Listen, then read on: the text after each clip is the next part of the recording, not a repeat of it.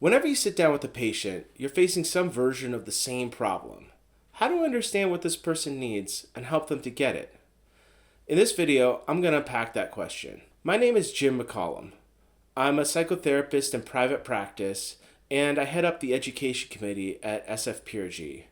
If you're interested in videos like this and want to know when we post new ones, you can subscribe to us by hitting the button in the lower right corner. Concepts like those discussed in this video and subsequent videos are derived from the theory of psychotherapy called control mastery theory. We've compiled a free ebook that will explain this approach for interested clinicians. If this sounds appealing to you, then you can go to our website, sfprg.org/ebook. When I started my path to be a therapist, that question scared me. I knew a lot of things from books, life experience, and my own ideas about therapy, but I didn't know how to stitch them together effectively. I wasn't sure why I should do one thing versus another. There are three main concepts I'm going to cover in this video. First, what is reliable treatment planning? Why is it something that you should care about? Second, I'm going to discuss a method for reliable treatment planning based on our group's 50-plus years of research. Finally, I'm going to walk through an example about how our method, the plan formulation method derived from control mastery theory, all works together. All right, let's go. Treatment planning, understanding what is likely to work in psychotherapy and what is not, is something I personally wanted to understand when I was first trained to be a psychotherapist. Given the number of orientations and techniques I was learning, I expected that there should be some way to assess a patient and then use that information to determine an approach that would work and then implement that approach on a grateful patient. What I encountered was much murkier. Many modalities of therapy are theory-driven, dealing in the abstract, and difficult to apply to particular patients. They rely on extensive jargon or theory-specific ideas. Certainly, there are therapists who practice this way who help their patients. However, there's another way. When I say reliable treatment planning, what I mean is treatment planning in a way that people can agree upon. That is, presented with a case, people with training would come to a similar conclusion about the case. Although it's usually one therapist working with a patient, it's important that the treatment planning method could theoretically be agreed upon if another therapist looked at the case, because it means that the treatment planning is based on something solid. It's not just the opinion of one therapist, but based on principles that have been shown to work time and time again with many different therapists.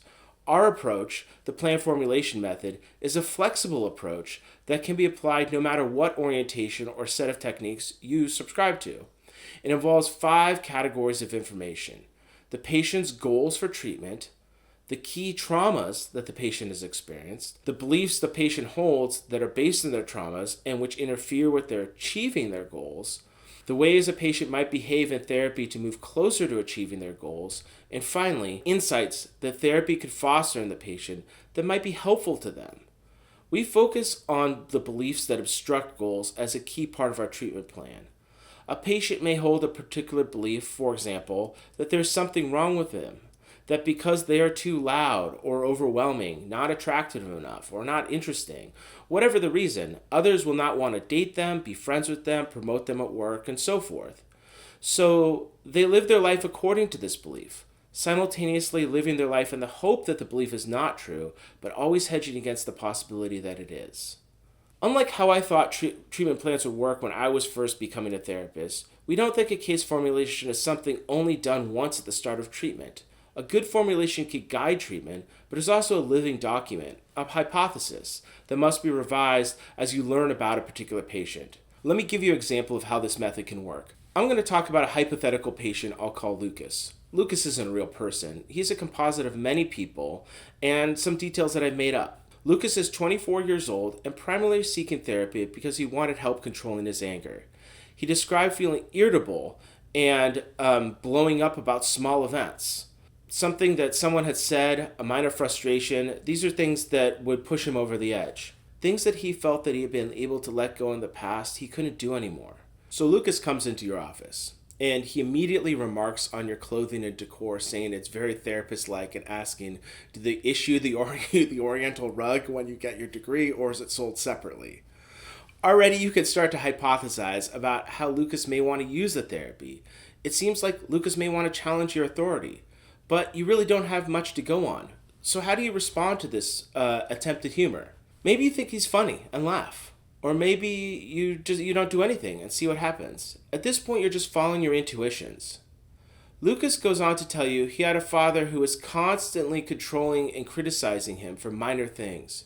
You ask him to tell you more about this, and he describes one incident when he was on the phone with a friend, and his father came into his room shouting about how Lucas left a plate out of the sink. Lucas says he felt very embarrassed, but also says, "Well, I guess that's what therapy is about, coming in here and just complaining about your parents." Already you can start to refine your ideas. You may be able to put down that Lucas's experience with his father are a key traumatic event that took place, and he may be acting upon his anger in his own life based upon this experience. Maybe this statement about the nature of therapy means that he feels protective and loyal to his father, and acting on his own anger may be in a way to sort of justify his father's behavior. Maybe he acts like this as a way to say anger is common. Or maybe his anger is a way to show that he's just as strong as his father. In any case, with a small amount of information, you can begin to understand what might be going on with a patient, and from there hypothesize about beliefs and what kind of experiences might help a patient overcome or see their own beliefs in a new light. Thanks for watching this week's video on reliable case formulation. We welcome your thoughts in the comment section below and hope that you'll consider subscribing to the channel. A new video will be posted this Sunday. Keep doing all the good work that you do.